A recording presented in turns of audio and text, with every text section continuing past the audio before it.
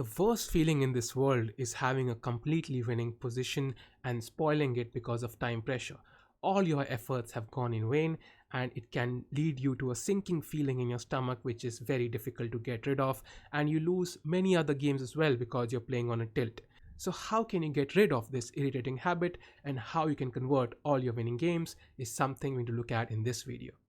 I strongly suggest looking at all the points because all of these are going to have a slight improvement in your time management capabilities, and together they will create a huge difference and you will see the results immediately. So look at all the points and try to understand and imbibe them in your play, and slowly but surely you will definitely get rid of your time pressure issues.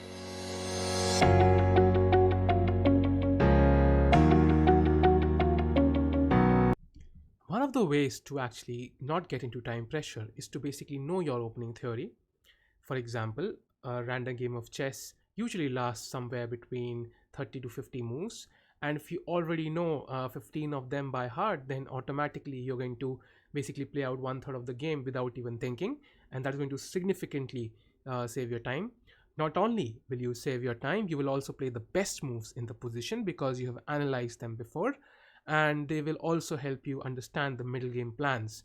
So definitely knowing your opening theory, knowing the first 10 to 15 moves really helps because you already are playing the best moves, and also you do not waste any time during these moves. And for example, there's also some increment. You can actually gain time by playing the first moves very quickly. Clear and concise calculation. Now this is very important because if you are forced to calculate the same variation again and again because you don't trust yourself or because your calculation ability is not so strong, you're not able to visualize the board in your mind, or maybe your tactics are weak, in this case you will not be able to calculate properly, and thus you will waste time calculating the same variation again and again. So keeping your calculation short and precise is very important. You can improve your tactical ability, you can improve your visualization ability to keep your calculation concise. One important aspect of saving time on calculation is knowing your endgame theoretical positions. There are certain positions in king pawn endgames, rook endgames that you should know. If you know the evaluation of these positions, you already know which direction you want to head towards and which direction you definitely want to avoid. That is going to save you significant time. You're not forced to calculate 10 moves down the line because the position that arrives 4 moves later, you already know the valuation of. So knowing your endgame theoretical positions is very important, and you can pick up any endgame book to know these, and we'll also help you out definitely with these. One aspect of saving time is king safety. It's often disregarded, but if you are under time pressure and the position is sharp, your king is not safe. You might be a rook up on some side of the board, but if your king is not safe, it is very difficult to take care of all the complications in the positions with limited time. Especially if your opponent has a lot of time, he might be able to calculate a forced sequence of moves and put out the moves one by one quickly and not give you any time to think. So definitely you should keep your king safe. Once your king is safe, then you know that you can focus on the actual strategic elements of the position, and you don't have to worry about getting checkmated behind your back. One certain pattern to follow during your calculation process is checks, captures, and forcing moves. In time pressure, these are the moves which our opponents are also going to focus on. So this is something we need to make sure that we are taking care of. We focus on the checks because you might be calculating a deep variation, but if you miss a single check, then it's all to waste. So you need to focus on checks, and then you need to focus on captures, because of course if a piece can be captured, whether be it for free or even in exchange, this is a very important strategic decision in the game, and we need to focus on these. And then the forcing moves, because our opponent's response to these is pretty much forced, and we need to focus on all of these three first before venturing into other complicated variations, and this is very important. One more principle to add on to this is the KISS principle, which is, of course, keep it simple, stupid. You don't need to venture into very complicated positions. If you're under time pressure, and especially if you have some time that may be added later on, you need to focus on keeping the position simple, making simple moves. If your king is under check, simply move the king. If you feel there are some back rank problems, just push your pawn to h3 and give your taking some escape route, and these simple moves actually help you save a lot of time, and they put pressure on the opponent because he knows that you're very chill, you're not worried at all, and this will actually psychologically put a lot of pressure on him to force and show his hand that he actually has something in the position and he's actually better because you are under time pressure.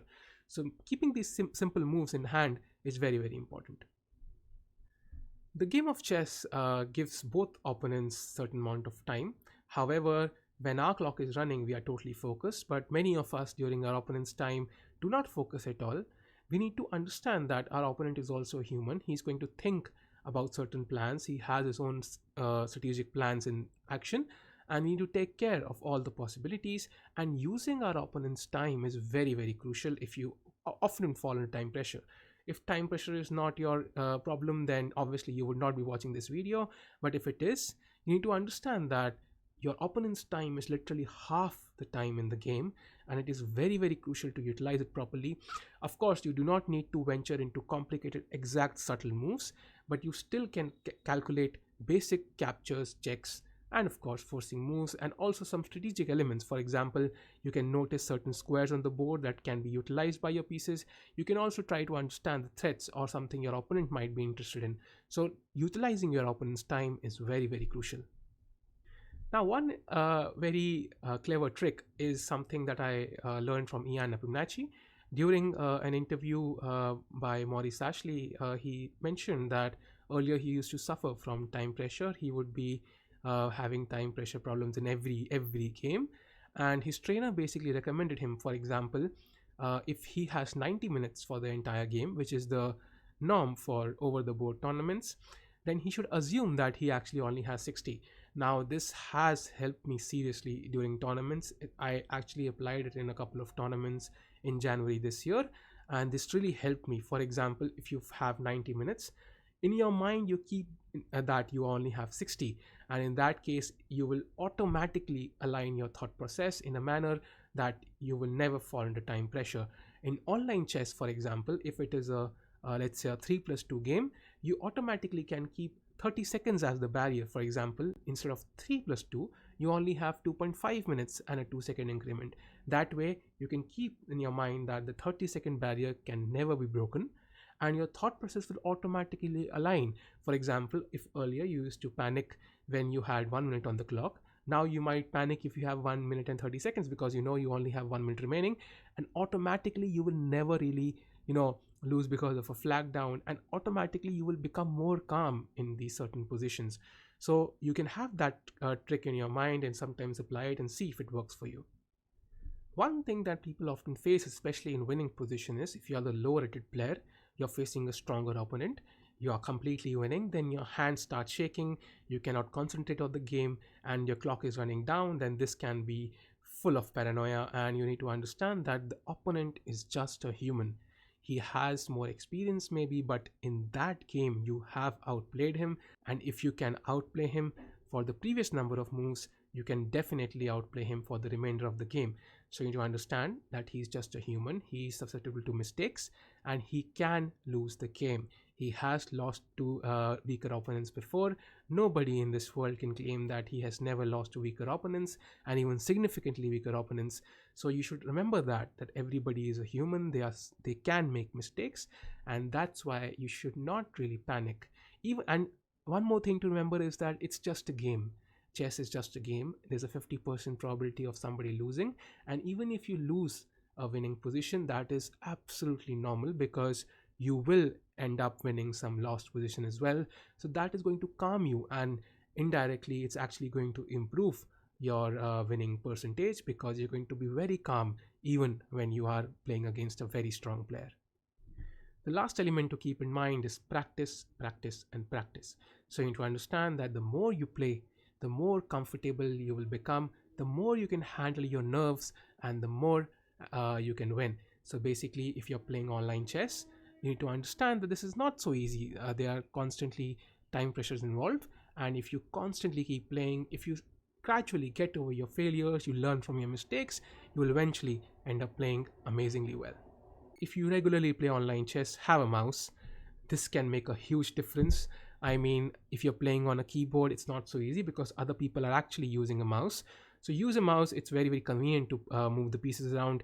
Even half a second saved can actually mean a difference between a win and a loss. And definitely have a mouse while you play online. If you like the video, do like and subscribe and share it with your friends. It helps us to come up with more interesting videos every day. And as always, do take care.